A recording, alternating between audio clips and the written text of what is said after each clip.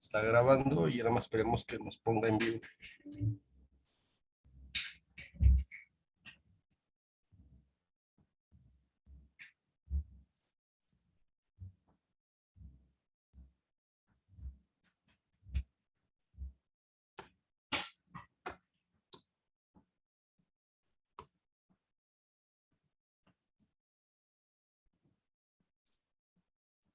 Perdón, no estamos en vivo todavía, ¿verdad? Ya, ahora ya. Bien, muchas gracias.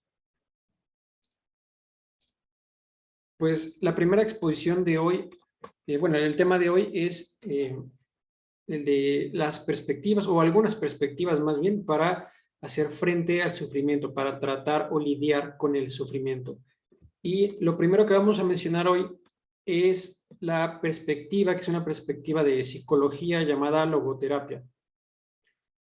Para entender esto, primero hablemos un poco de la filosofía que hay detrás de las corrientes psicológicas. No voy a extenderme hablando de todas las corrientes psicológicas, pero sí voy a hablar de dos que fueron muy importantes porque fueron sumamente influyentes. Y estoy hablando concretamente del psicoanálisis, que comenzó con Freud, y voy a hablar también de la psicología individual, que comenzó con Alfred Adler, que fue uno de los discípulos, por así decirlo, del mismo Freud. Bueno, primero, es importante hablar de la filosofía que hay detrás de las perspectivas psicológicas, porque en nuestros días solemos depositar mucha confianza, nuestra cultura suele depositar mucha confianza en las ideas que emanan justamente de lo que nos dice la psicología. Y entonces, poniendo nuestra fe en esas ideas, en esas teorías que nos plantea la psicología, buscamos alguna respuesta para poder tratar nuestro propio sufrimiento, para saber qué hacer con él. Ahora, es importante entender cuáles son las ideas filosóficas de donde provienen estas corrientes de psicología, de donde solemos tomar las afirmaciones o las teorías, porque cuando entendemos cuáles son los presupuestos científicos y filosóficos de estas disciplinas, podemos entender mejor también si es correcto, si es bueno, si es prudente poner nuestra fe, depositar nuestra confianza en esas teorías.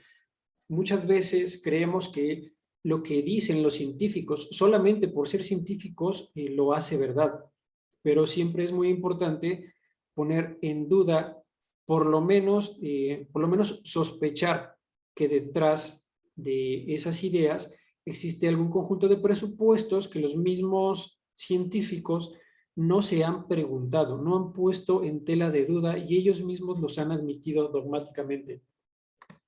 Bueno, en el caso del psicoanálisis, iniciado por Freud, podemos observar que Freud decía que el ser humano, que el sujeto o la psique está de alguna manera dividida en tres partes, está como escindida en tres partes.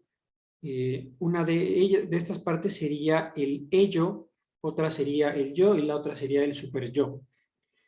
Lo importante aquí en esta clasificación que hace Freud es concentrarse en el ello, porque él mismo se concentraba primordialmente en el ello. ¿Qué es el ello? Bueno, pues es el conjunto de instintos, el conjunto incluso de ideas, conjuntos de deseos de los que nosotros mismos muchas veces no somos conscientes, pero que sin embargo de ellas es que se va nutriendo nuestra voluntad. En otras palabras, nuestra voluntad se inclina a hacer lo que subrepticia y ocultamente le va dictando el ello, los instintos. Y bueno, entonces si el sujeto opera de esa manera, se va a entender que un sujeto sano es el que pueda de alguna manera armonizar su yo, armonizar su voluntad. Si es que en este marco podemos hablar de la voluntad, armonizar esta parte justamente con lo que el ello le vaya dictando, con las inclinaciones hacia donde lo dirija el ello. Con esto podemos hablar de una especie de dictadura por parte del ello y de una especie de sumisión o de servilismo por parte del yo. Es por eso que se dice también que gracias a Freud hemos podido descubrir entre comillas, que nosotros no somos dueños de nuestro propio yo, no somos dueños de nuestros propios actos, porque en última instancia son fraguados allí en las sombras del ello sin que intervenga nuestra libre voluntad. Y entonces esto resultaría en que el individuo en última instancia o en el fondo no es realmente libre, sino que más bien, como decía, es una especie de siervo o esclavo de sus instintos. Claro, no es que Freud dijera que tenemos que darle rienda suelta a todos los instintos, pero sí hablaba por lo menos de una especie de armonía o de equilibrio que va a consistir en evitar, en la medida de lo posible, pues las tensiones, por lo menos las tensiones más importantes que haya entre lo que nos dicta la sociedad y la cultura y lo que nos va dictando el ello. Aquí lo que podemos ver ya en el terreno filosófico es que Freud asume de entrada una especie de positivismo. El positivismo es la corriente filosófica o la idea filosófica que dice que dentro de la ciencia no podemos tomar con confianza, no podemos tener una aproximación a nada que no sean los hechos, que no sea aquello que podemos percibir, aquello que nos permite ver la experiencia. Y entonces esto deja de lado pues muchas especulaciones de tipo metafísico, la metafísica que es el estudio del ser en tanto que es o del ser en cuanto ser, el estudio de la realidad en última instancia, es decir, de qué cosa es la realidad. La metafísica que estudia estas cosas, por supuesto, no habla primordialmente de lo que es observable a través de los sentidos. Sí se sirve de eso, pero no habla solamente de eso. Entonces, por eso es que es rechazada por los positivistas, porque los positivistas defienden que no se debe hablar, que por lo menos no se puede hablar en términos científicos de aquello que no podemos captar con la vista, con el oído, con el tacto, el olfato, etc. Y bueno, detrás de esto también hay un materialismo. Y Freud era materialista en parte porque la medicina que él había estudiado, por lo menos la perspectiva filosófica detrás de la medicina que él había estudiado, era hasta cierto punto mecanicista, biologicista, es decir, que se concentraba más bien o que encontraba la causa última del movimiento del cuerpo humano y del movimiento de la psique humana precisamente en el aparato biológico, en el cuerpo. Y bueno, de ahí es de donde podemos sacar esta conclusión de que Freud era materialista, pero bueno, no estamos evaluando precisamente a Freud, sino más bien el psicoanálisis. Y bueno, el psicoanálisis, que parte de las mismas ideas, pues claro, sigue conservando y defendiendo de alguna manera el materialismo. Es decir, trata de desprenderse de cualquier idea de la constitución humana que no sea o que no tenga que ver con lo material, con el cuerpo. Aquí, claro, ya no entra en juego el espíritu, no entra en juego la idea del alma inmortal, precisamente porque estas dos ideas, estas dos nociones, no serían constituyentes positivos, es decir, observables, dentro de la antropología, es decir, dentro de lo que es el ser humano en sí. Y luego pasamos a la psicología individual. La psicología individual iniciada por Alfred Adler, que decía que en realidad el motor más importante de la dinámica psicológica no era, como decía Freud, el ello, sino que para Adler ese motor es la búsqueda de poder o de superioridad. Él planteaba que el ser humano, por muchísimas circunstancias, sean biográficas, sean naturales, se siente inferior y que esa inferioridad el ser humano naturalmente busca superarla, busca dejarla atrás para no quedarse donde está, siguiendo claro también el deseo de supervivir, de sobrevivir. El ser humano no puede sobrevivir si no se hace superior a lo que ya es y no se hace superior incluso a otros, superior a los seres meramente orgánicos, como plantas y animales, y luego superior entre sus iguales. Es de esta manera que podemos ver la admisión de una cierta voluntad de poder detrás de estas ideas. La voluntad de poder ya es algo filosófico porque trata precisamente sobre la constitución ya no únicamente del aparato psicológico, sino de la entera esencia del ser humano. Es decir, el ser humano esencialmente se mueve por la búsqueda de la adquisición de cierto poder. Entonces, ese poder que luego va a ejercer sobre otros y sobre su propia vida, pues no tiene un fundamento que se erija sobre la búsqueda de otra cosa que no sea el poder mismo o la superioridad misma. Y aquí lo que podemos observar, de nuevo, en materia filosófica, es un voluntarismo. El voluntarismo es la perspectiva filosófica de que no hay sentido en buscar la razón o las causas de las cosas, sino que todo debe conducirse, por lo menos tratándose de la vida del ser humano, todo debe conducirse más bien por la voluntad, y que la voluntad y no la razón es la que le va a dar sentido a toda la vida como un conjunto o a toda nuestra vida como una unidad. De hecho, de estas mismas ideas del voluntarismo es que surgen otras ideas que son perversas, como por ejemplo la filosofía que promovía el nacionalsocialismo, que veía al ser humano, o veía en el ser humano un valor siempre condicionado a la raza y condicionado también de alguna manera a la situación social que se poseía o que se tenía. Y bueno, también esta voluntad de poder, o detrás de este voluntarismo, también se puede hallar un vínculo hacia el nihilismo. El nihilismo es la negación de los valores principalmente, la negación de los valores, la negación de un sentido. De hecho, la palabra nihil viene del latín que significa nada, y es como decir que no hay nada. Cuando se busca un sentido, se va uno a topar con la nada precisamente porque no existe. Y entonces no tenemos por qué pensar en escalas de valores objetivas, no tenemos por qué pensar en que el ser humano en su historia se conduce hacia algún sitio, hacia algún propósito, no tenemos por qué pensar en cuestiones de orden teleológico, es decir, de que las cosas tienen una finalidad o un propósito. Y bueno, esto de alguna forma, el voluntarismo de Adler y el materialismo y positivismo de Freud también convergen en un naturalismo.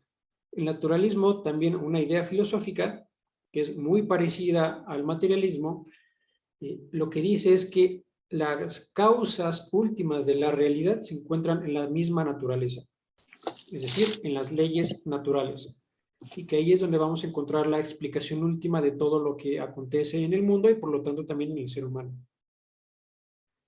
Y bueno, luego viene una alternativa tratándose de encontrar el motor que mueve la psique humana. Encontramos una alternativa en Viktor Frankl. Viktor Frankl, que también era austriaco, como sus dos predecesores de los que he hablado, él propuso una corriente de psicología, o inició más bien una corriente de psicología llamada logoterapia, que viene, esto del logo, viene de la palabra logos.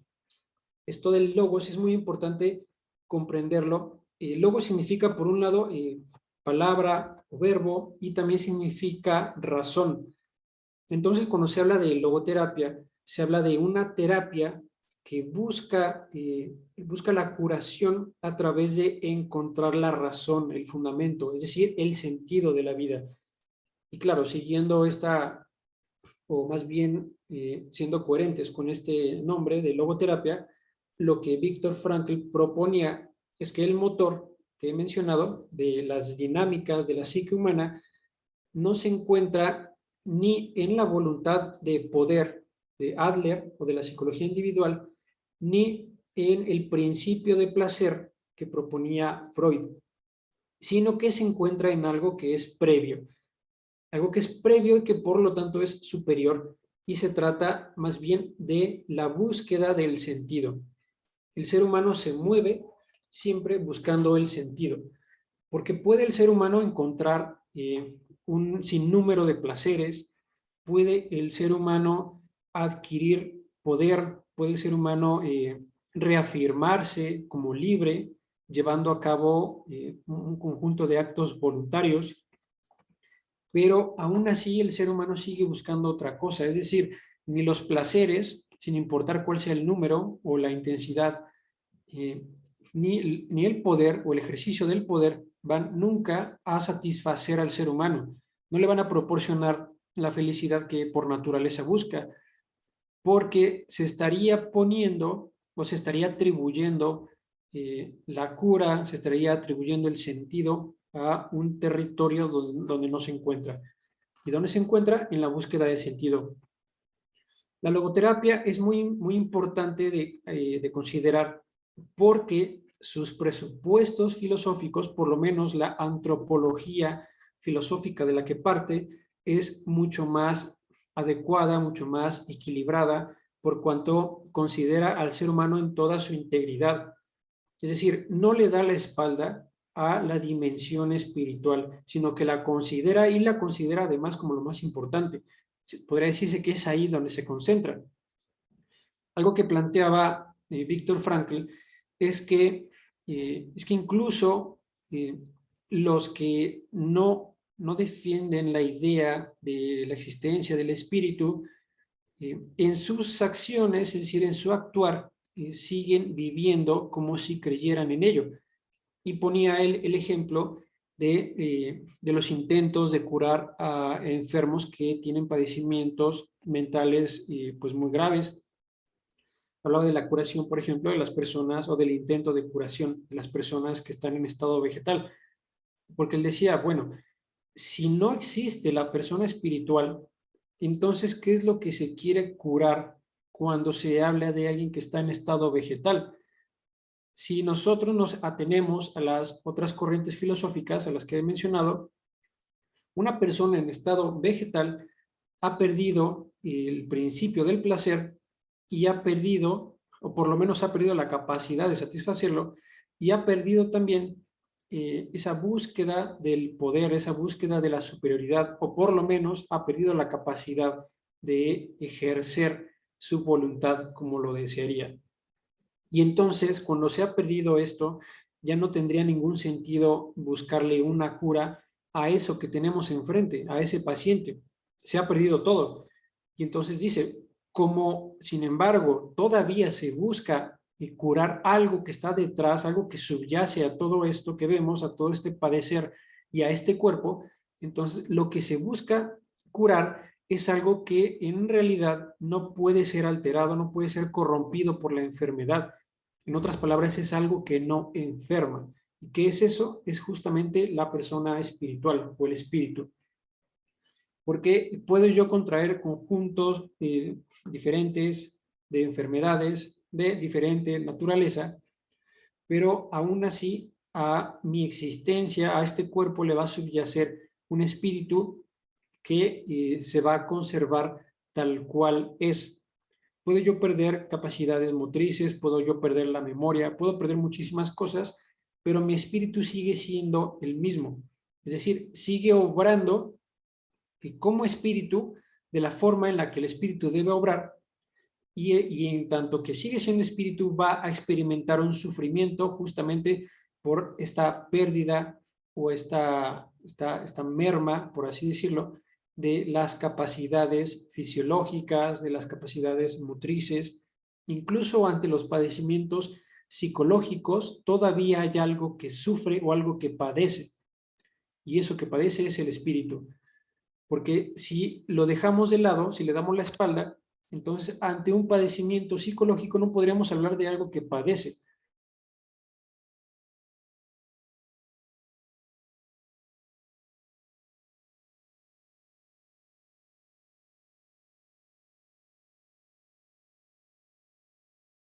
La logoterapia, o que menciona la logoterapia, que es la de vacío existente.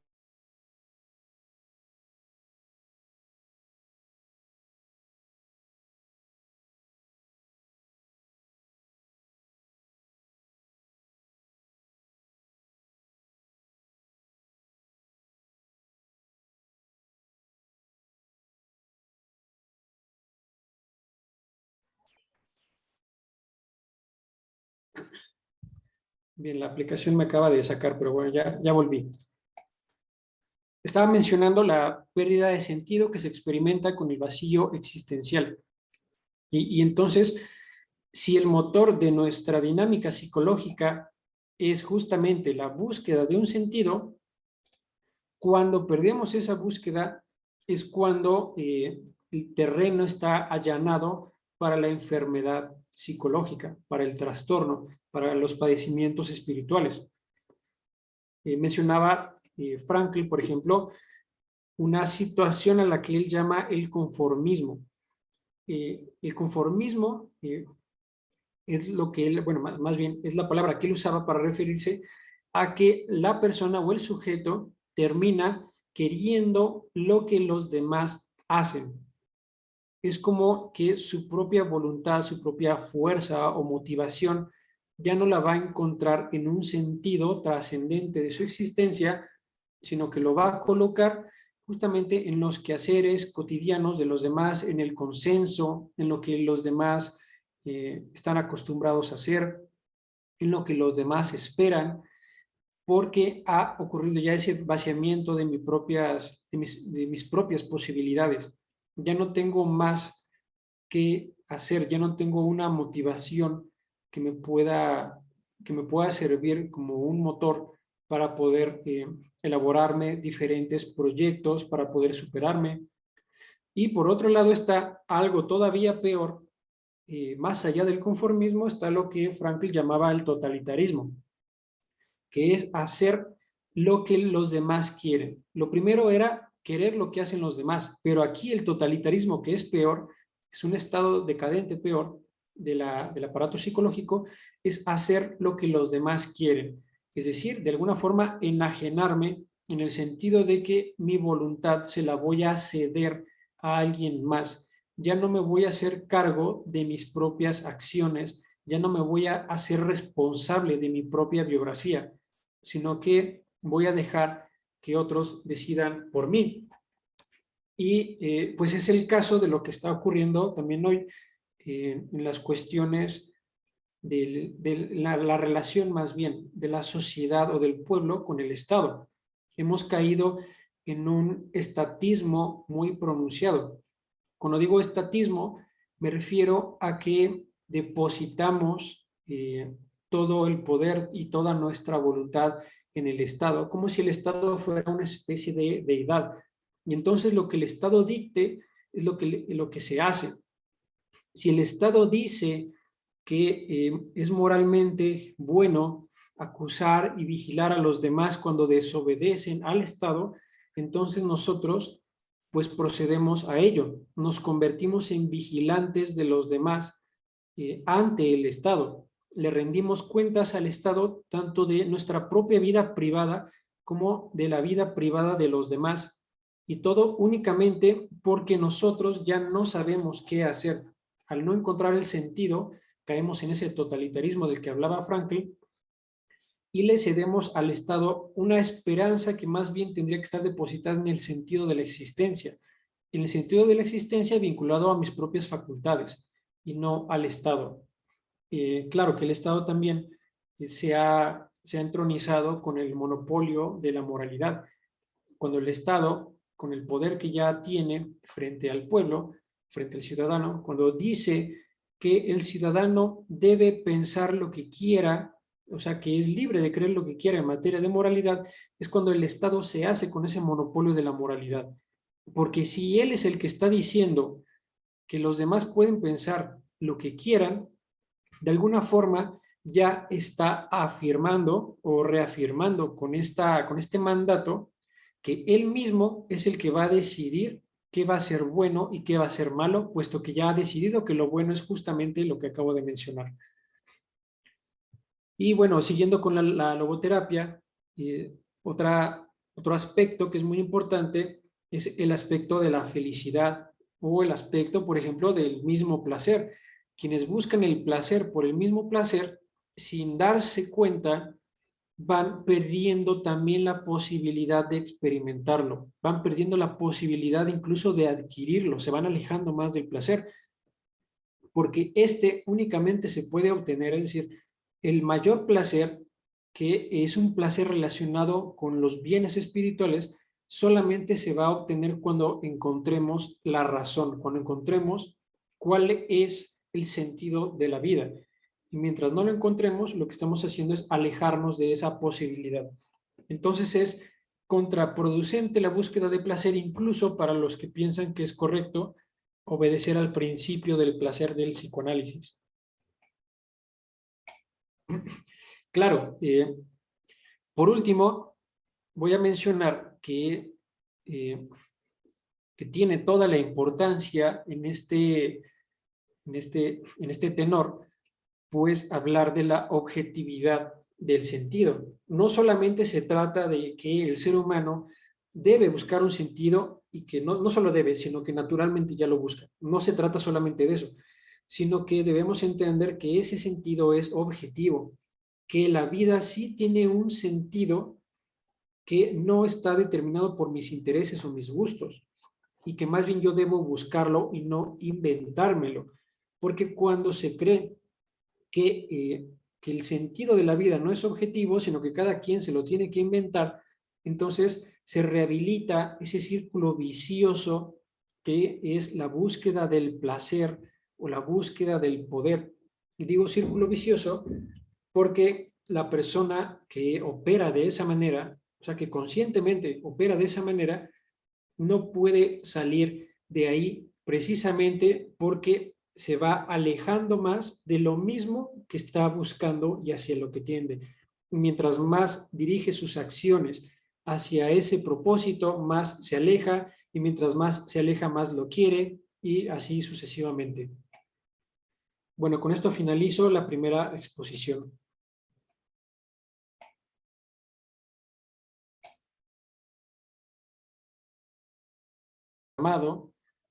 Para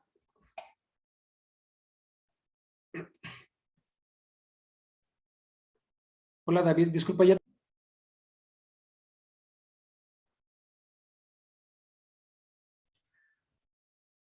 Estamos en vivo. Gracias. Bueno, ahora pasamos a esta segunda y última parte, donde les voy a hablar de otra perspectiva para poder enfrentar el sufrimiento. Esta perspectiva no es una perspectiva de psicología y tampoco diría que es propiamente filosófica, sino más bien es como una especie de perspectiva axiológica, en cierto modo, axiológica y antropológica. Axiológica porque habla del valor de las cosas, y antropológica porque habla de la naturaleza del ser humano. Me refiero al personalismo. El personalismo es el conjunto de planteamientos, sean filosóficos, sean psicológicos, sean de otro orden, que convergen en la misma idea, la idea de que la persona, no estoy hablando de individuo, no estoy hablando de ser humano en tanto humano, estoy hablando del ser humano en cuanto persona, es lo más valioso del mundo, es decir, es lo más valioso del cosmos. Y digo axiológica también, precisamente por eso, porque estamos hablando de cuánto vale. Y al decir que es lo más valioso del mundo, pues se sigue que vale más que las plantas, los animales, vale más que los minerales, vale más que el dinero, vale más que el prestigio. No hay nada que valga más que la persona. Y es antropológica porque el ser humano, toda vez que es espiritual, es también personal. Y claro, tenemos que entender que todo intento de organizar a la sociedad y organizar las estructuras institucionales, todo intento por orientar a las personas, por orientar la educación, orientar la política, todos esos intentos deben estar aglutinados o cohesionados en la misma idea, es decir, deben erigirse si queremos propender, si queremos tender a una sociedad mejor, deben estar dirigidos por esta idea, la idea de que la persona es lo más valioso. No se trata de que es una idea inventada que tiene una funcionalidad, es decir, que si yo me creo eso, entonces en mi vida voy a encontrar la respuesta a muchas dificultades o que me va a servir para enfrentar dificultades. No se trata de eso. Hemos ya hablado de la existencia de la verdad, hemos ya hablado de la importancia del carácter científico y claro, la ciencia nos debe llevar siempre hacia la verdad, porque cuando nos aleja de ella, entonces lo que tenemos ya no es ciencia, sino pseudociencia, o por lo menos tenemos un paradigma científico equivocado. La ciencia debe tender siempre a encontrar más verdad y a acercarse más a la verdad. Y tratándose de la verdad, cuando analizamos al ser humano desde la perspectiva de la filosofía o desde los análisis que son muy vastos a los que da cabida la filosofía, podemos también percatarnos de que el ser humano, además de que es un animal, además de que es un ser material, además de que es orgánico, además de que es un ser social, además de que es inteligente y libre, es persona. ¿Y por qué la persona, en cuanto persona, es lo más importante? Porque la persona es justamente la dimensión del ser humano que posee dignidad, una dignidad intrínseca y una dignidad irrestricta, una dignidad connatural. ¿Qué quiere decir esto? Que la dignidad, o sea, el valor elevadísimo que posee el ser humano, no le viene dado por alguna cuestión externa. Es decir, que lo que le da valor al ser humano no es algo que sea accidental y que en el desarrollo de su vida o de su biografía se vaya a encontrar por ahí, como lo es el reconocimiento, como es la fama, como es la riqueza, como son las relaciones con personas concretas. No es eso lo que le va a dar valor al ser humano, sino que lo que le da valor no está condicionado por absolutamente nada más que por el mismo hecho de ser un ser humano. ¿Esto qué quiere decir también? Pues que todas las personas, con independencia de su estado económico, con independencia de su nacionalidad, de su raza, de su sexo, tiene el mismo valor intrínseco. Y es muy importante entender esto porque cuando se entiende bien lo que es una persona, se comienza a entender bien cómo relacionarse con el mundo, cómo relacionarse con las demás personas, cómo relacionarse con nosotros mismos, porque a veces uno mismo no se entiende. Uno trata de comprender la naturaleza humana observándose a sí mismo y termina por confundirse un poco más, porque en uno mismo podemos encontrar un conjunto de contradicciones, un conjunto de tensiones, un conjunto incluso de deseos que no son buenos, y entonces eso podría llevar a cierta confusión cuando no se entiende lo que yo soy ante todo. Sí, es cierto, yo cometo errores, yo he llegado a herir a otros, yo tomo decisiones malas, pero no importa qué es lo que haga, en el fondo poseo un valor que no se puede borrar con nada. Claro, lo que perdería valor serían mis acciones en cuanto son malas, no serían acciones valiosas. Mi influencia o mi influjo en el mundo más bien no sería valioso si es malo. Si yo me pongo a promover cosas que le hacen daño al bien común o que le hacen daño a una persona en concreto, eso no sería bueno, eso no sería algo valioso, pero en cuanto que soy persona, no pierdo ese valor, precisamente porque mientras soy persona, que lo voy a hacer hasta el momento de mi muerte, mientras soy persona, no voy a dejar de tener gracias a mi libertad, la posibilidad de redimirme, la posibilidad de modificar todo el sentido de mi vida y de volcarlo hacia lo mejor posible. Nunca voy a perder esa posibilidad. Y entonces ahí podemos encontrar también muchas respuestas a los planteamientos que se hacen en materia de derecho, por ejemplo, cuando se habla de la pena de muerte. En la pena de muerte lo que se propone es quitarle la vida a un ser humano porque se trata, más bien se asume que es un ser humano que no vale. De acuerdo con lo que estoy diciendo, ninguna persona, ni siquiera los más perversos, pierden valor como personas, es decir, su dignidad sigue intacta. Y repito, no estoy diciendo que sea justificable, o sea, que las atrocidades más perversas sean justificables. No se trata de eso. Se trata de entender que esas atrocidades son acciones, son errores, son cosas, sí, sumamente perversas, pero son eso, son decisiones, no son la persona misma. La persona es la que decide, la que comete errores, pero esta persona que decide y comete errores es la misma que toda vez que es persona puede en algún momento, porque tiene libertad, puede elegir dejar de hacer esas atrocidades, dejar de tender al mal moral. Ya que la persona quiera o no quiera es otra situación. Lo que se debe entender es que nunca se pierde ese valor, nunca se pierde esa dignidad. Y entonces desde ahí tenemos que mirar todo lo que queremos hacer con respecto a la sociedad, con respecto a las otras personas. La persona no solamente es libre, no solamente es autónoma, sino que la persona es una unidad, es decir, no se puede dividir, por eso hablamos también de individuo. Claro, lo importante es hablar en términos de persona, porque más importante es la persona que el individuo. Es como decir, más importante es el humano que el animal. El humano sí es animal, pero es más que animal, por eso es más importante.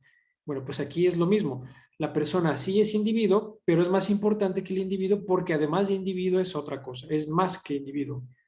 Pero, pero bueno, esto es un rasgo, la individualidad, que es indiviso. Otro rasgo es que además de que la persona es indivisa, en sí misma es una totalidad. Es decir, la persona no se hace cuando se le adhiere o se le añade otra persona, sino que ella sola ya es una totalidad. Y además de esto, otro factor muy importante para entender a la persona es la responsabilidad. Cuando hablamos de la responsabilidad, hay que vincularlo con la libertad y la autonomía, porque la libertad y la autonomía no son valores supremos, y si bien son muy valiosos, no es lo más valioso, porque todavía la libertad, todavía la autonomía existen por un fin ulterior al que debe entender. Y ahí es donde entra la responsabilidad. La responsabilidad es justamente el para qué de la libertad y el para qué de la autonomía. Quien es responsable busca ejercer la libertad y la autonomía de tal manera que lo conduzcan a sus términos naturales, a sus términos objetivos. Es decir, hacia aquello que perfecciona la libertad, hacia aquello que perfecciona la autonomía. Y esto es muy importante entenderlo porque cuando se cree que la libertad y la autonomía son los valores más altos y se consideran incluso derechos, es cuando surgen confusiones y entonces se cree que la autonomía vale más que una persona o se cree que la libertad vale más que una persona. Es el caso de, por ejemplo, la cuestión del aborto. Cuando se habla de aborto, algo que se quiere defender mucho es la autonomía de la madre. Claro, la madre ya tiene autonomía por el simple hecho de ser un ser humano, por el simple hecho de ser persona. Y en tanto que tiene autonomía, puede decidir si tiene a su hijo o decide quitarle la vida. Ella puede hacer lo que quiera, porque es libre, porque es autónoma. Pero estas cosas llamadas libertad y autonomía existen no por sí mismas, sino por algo más. Es decir, tienen su propósito o su finalidad en algo más, en algo que por lo tanto es superior a ellas mismas. ¿Y qué es eso? Es la responsabilidad. es el ejercicio correcto de la autonomía y la libertad. Y el ejercicio correcto de la autonomía y la libertad es la búsqueda y el deseo también, y no solo el deseo, sino la distinción de los bienes mayores. No basta con querer el bien mayor, hay que elegirlo, de hecho, y no basta con desear el bien mayor, sino que hay que distinguirlo. Para eso la inteligencia ejerce un papel importantísimo. Hay que comprender bien qué es lo que se tiene enfrente. Y en el caso del aborto, ni se comprende lo que se tiene enfrente, es decir, no se comprende que el bebé o el feto es un ser humano, no se comprende que es una persona también, y por lo tanto, o más bien, además de ello, no se tiene esa disposición de elegir lo mejor y de querer lo mejor, sino que lo que se desea es simplemente ser autónomo. Quiero hacer lo que quiero solo porque quiero. Y no existe un para qué, no existe una responsabilidad, no existe una noción de lo que es la persona. Eh, la misma madre que no reconoce una persona en su hijo, tampoco reconoce la dignidad en sí misma, porque si reconociera su propia dignidad, no atentaría contra ella. Y dado que la maternidad es una de las formas en que la mujer alcanza su perfección, o más bien es un bien perfectivo de la mujer, pues es contra su dignidad negarle de esa manera, es decir, asesinando a su hijo, negarle esa posibilidad. Y bueno, es lo que ella hace consigo misma al no reconocer su propia dignidad. Y esto también aplica para otras cosas, por ejemplo, para los colectivismos, es el caso del comunismo, donde lo que se mira no es la persona, lo que se mira es simplemente el colectivo, es la masa, es el agregado de individuos. Y entonces, en nombre del agregado de individuos, se va a sacrificar la persona. Y entonces muchas personas van a ser asesinadas, perseguidas, condenadas. Y bueno, el otro rostro de no entender lo que es la persona, en el caso de la política, en el caso del orden social, sería el liberalismo, que no pone el acento en lo colectivo, sino que lo pone en el individuo, pero no lo pone en el individuo, como persona, sino como individuo. Ya he dicho que la persona es más que el individuo. Cuando se pone el individuo por encima de la persona, como lo hace el liberalismo, entonces se sacrifica de nuevo la persona misma por el individuo. Esto aplica de nuevo a lo que mencionaba sobre el aborto. Lo que vale es el individuo con su autonomía, con su libertad. No vale en cuanto persona. Y como él no vale en cuanto persona, pues el nuevo individuo tampoco. Y como el nuevo individuo no puede ejercer su autonomía porque todavía no está en una etapa de desarrollo que se lo permita, entonces vale menos. Ahí es donde se ve la naturaleza del raciocinio que se emplea para defender estas ideas. Y pongo estos ejemplos porque son ejemplos que traen mucho sufrimiento, incluso las mismas personas que los llevan a cabo, y traen sufrimiento a la sociedad, porque al promover que la persona no es persona, se está promoviendo también que no existe una dignidad, se promueve un relativismo, se promueve la idea de que la persona es sacrificable a un conjunto de intereses que no son la persona misma. Y, y bueno, así es como hay que entender el sufrimiento. Si voy a sufrir, tengo que saber cómo sufrir. Y saber cómo sufrir, en primer lugar, es aceptar el sufrimiento, claro, cuando es necesario. El sufrimiento innecesario hay que evitarlo. ¿Cuál es el sufrimiento innecesario?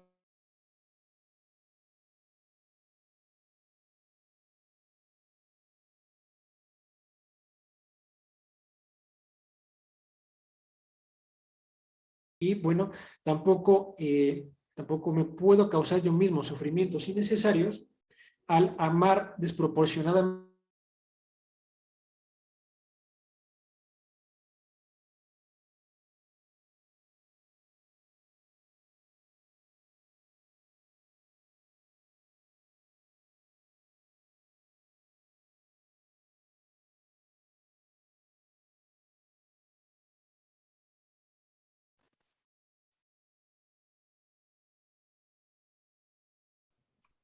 Bueno, ¿Sí me parece escucha? que Zoom... Sí, ya, te volvemos a escuchar. ¿En dónde se quedaron? Porque yo he seguido hablando, no me di cuenta de que no estaba conectado. Estabas explicando que hay sufrimientos innecesarios y que Ah, desde qué luego bueno. no debemos Bueno, buscarlos. ya iba a terminar, entonces no me fui tanto tiempo. Si estaba diciendo que el sufrimiento necesario, el innecesario debe evitarse, es decir, yo no debo causar sufrimiento a otros. Y el sufrimiento necesario, que es el mal moral que cometen otros contra mí, digo necesario, no porque el otro no pueda evitarlo, sino porque yo mismo no puedo evitar que otros hagan mal moral, porque los otros son libres y en cuanto libres pueden hacerlo. Es decir, no me van a obedecer nada más porque yo lo diga. Muchas personas me van a hacer mal y eso tengo que aceptarlo. Eh, no estoy diciendo que yo deje que me hagan mal, sino que acepte el hecho de que en la vida va a haber otras personas que me van a causar sufrimiento. Entonces, debo aceptarlo y debo entender cómo enfrentar cada situación. Para eso debo practicar las virtudes, porque solo las virtudes me van a enseñar cómo debo actuar según la circunstancia lo amerite. Tengo que ser justo, tengo que ser prudente, tengo que mantener la templanza, tengo que aprender a regular mis instintos, mis deseos, y luego estas virtudes, precisamente por ser hábitos, me van a llevar a la práctica de virtudes todavía más elevadas, como lo es el amor y la esperanza, y sobre todo el amor, que es la más importante de todas las virtudes. De alguna forma, la respuesta podemos hallarla siempre en el amor. La respuesta se va a traducir en una infinidad de afirmaciones, en una infinidad de situaciones, pero siempre se puede resumir en el amor. Y bueno, con eso termino esta última exposición. Les agradezco a todos los que nos han escuchado y les cedo la palabra a Giovanna. Gracias. Pues justo yo solo voy a hacer una pequeña recopilación de algunas cosas que Miguel y tú dijeron a lo largo del taller. Bien, pues me gustaría empezar haciendo una comparación con algo que todos hemos vivido, yo creo, cuando hacemos ejercicio y al otro día nos duelen muchísimo los músculos, que llegamos a decir incluso ni siquiera sabía que tenía estos músculos porque me están doliendo, o sea, el dolor me permite sentirlos. Bueno, ahora pensemos que un poco el sufrimiento nos hace darnos cuenta que tenemos un alma, que tenemos que es necesario revisar nuestra alma, cómo es que estamos conduciendo nuestras facultades. Es algo así como algo que nos está recordando, aquí estoy, hay algo dentro de ti, que eres tú también, que no se ve, pero necesita tu atención. Eh, es como una mirada hacia adentro, hacia nuestra humanidad, hacia ver hacia dónde estamos yendo. Y para esto también, en la sesión, por ejemplo, sobre antropología filosófica, es sumamente importante porque es necesario conocer que el ser humano tiene esta capacidad precisamente de apercibimiento, de poder distinguir lo que está pasando dentro de él. Ningún otro, los animales, por ejemplo, si ciertamente tenemos en común algunos rasgos, esta característica no la tienen. Entonces, algo que pasa con el ser humano es esta necesidad de estar analizando qué ocurre a su alrededor también, de comprender qué hay con su existencia. Bien, entonces, ciertamente estos momentos en los que hay como una sacudida en nuestra humanidad a través del sufrimiento, estas crisis que pudiéramos llegar a tener, nos hacen voltear hacia eso, nos hacen preguntarnos en dónde estamos situados, cómo estamos actuando, cómo estamos usando nuestra libertad, cómo estamos entendiendo el mundo, cómo nos estamos relacionando con otros. Bien, por otra parte también teníamos que debido a las distracciones que hay, o sea, algo contrario a lo que nuestra naturaleza nos pide, que es comprender lo que nos pasa y tener esta introspección y esta reflexión, ocurre con las distracciones, sobre todo en esta posmodernidad donde hay un vacío de sentido.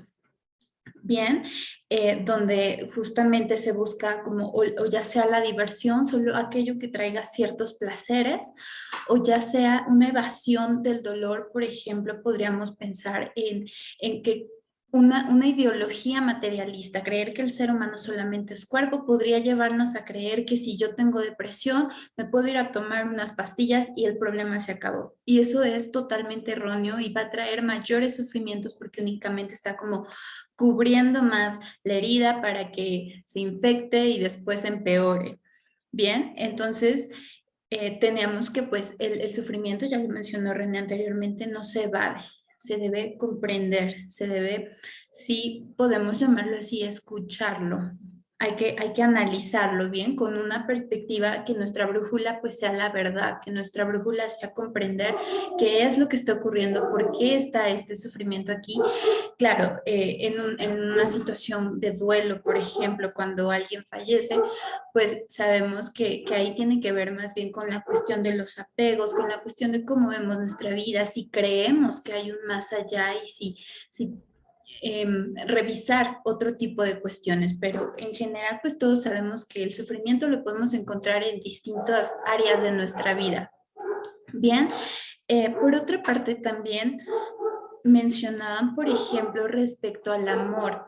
Se entiende muchas veces, ya sea que la felicidad es placer, que el amor solo es placer, o también se llega a entender que el placer está peleado con el amor. Ciertamente en nuestra cultura que hipersexualiza todo, un poco así dice, como que el placer y el amor no están en un mismo lado, porque el amor compromete y el placer como que no, y eso no es cierto, ¿sale? Es importante comprender la naturaleza de las cosas y el amor necesariamente, claro que incluye el placer, pero en un orden, ¿de acuerdo? Ese es en lo que podríamos señalar en el punto 2, que es importante conocer, tener esta disposición para conocer la naturaleza de las cosas, la realidad de las cosas y apegarnos al orden de esa naturaleza. Bien, ciertamente podemos ser felices y sufrir, claro que sí, porque la felicidad tiene que ver con nuestras elecciones en cuanto a los bienes morales, en cuanto a lo más virtuoso, y a veces eso representa cierto sacrificio pensando en el egoísmo. Bien, por ejemplo, el perdón quizá no se siente tan bonito, el decir tengo que perdonar a alguien eh, y, y, y, y hasta cierto punto separar que esa persona, claro, me dañó, pero saber que es más importante, más que lo que me hizo sentir, pues el ser de esa persona y mi propio ser. Por lo tanto, no puedo dejar que ese daño pues siga permaneciendo ahí a través de la falta de perdón, por ejemplo. Y eso me va a traer felicidad, pero también me va a traer ciertas sensaciones no tan agradables. Bien, entonces es importante comprender que el sufrimiento, la felicidad, el amor y el placer no son incompatibles, pero es necesario que se ordenen de acuerdo a su naturaleza. Bien, por otra parte, también teníamos, en cuanto al amor, y en cuanto a otro punto, encontramos muchísimos puntos de convergencia entre lo que sería un ser humano desarrollado plenamente, en constante desarrollo, y un santo. Y encontramos también que, por ejemplo, autores como Pascal nos decían, la naturaleza humana solo se puede comprender a través de la teología. Tenemos autores como Mounier que nos dicen, la naturaleza humana, la criatura, solo se puede comprender a través del creador, de preguntarse también por el creador. Entonces, relacionando un poco esto, el amor, por ejemplo, Santa Clara de Asís mencionaba, el amor que no puede sufrir no es digno de ese nombre. Bien, esto ¿qué quiere decir? También Santa Teresa de Calcuta decía, ama hasta que te duela. Bien, nuevamente, no es incompatible, pero hay que saber direccionarlo.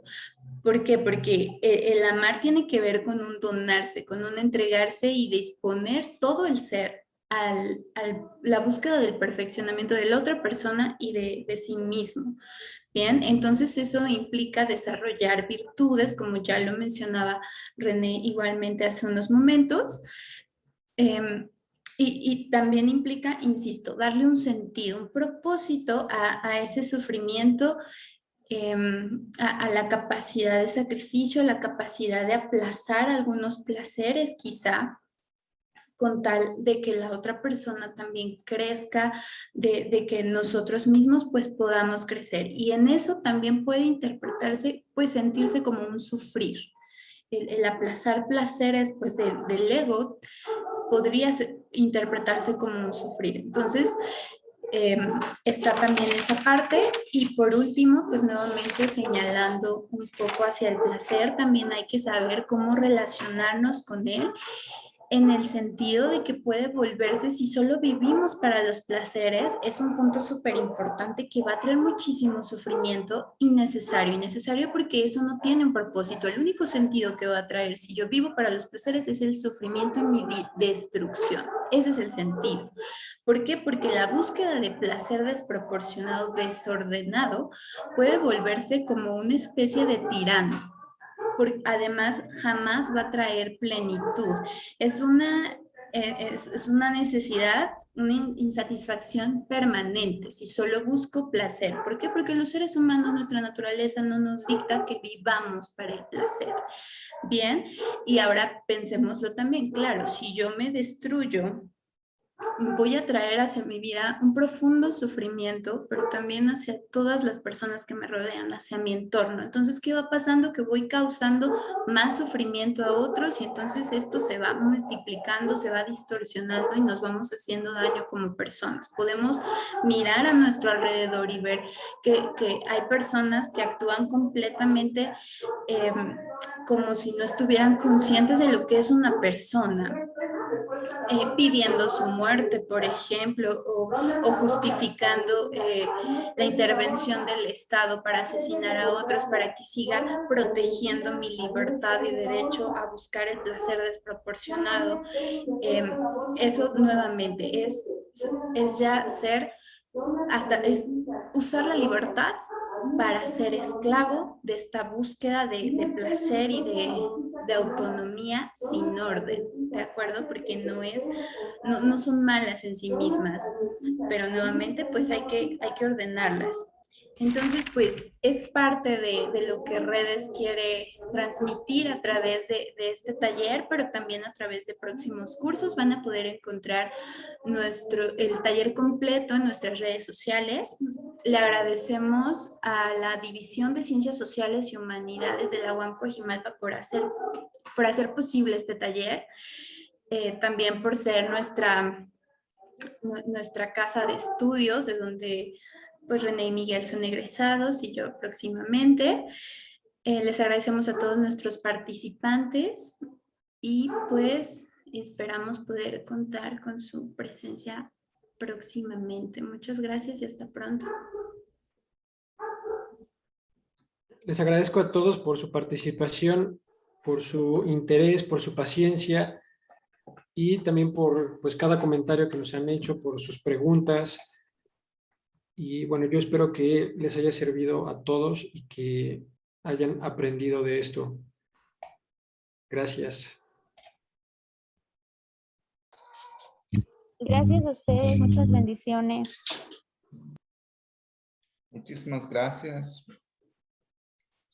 por todo.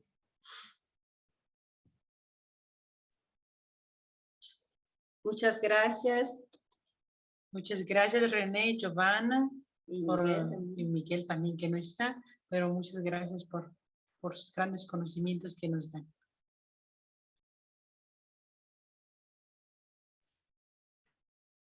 Pues con esto creo que nos despedimos. Si tienen cualquier comentario, cualquier duda, lo pueden hacer en el grupo de WhatsApp. Parece que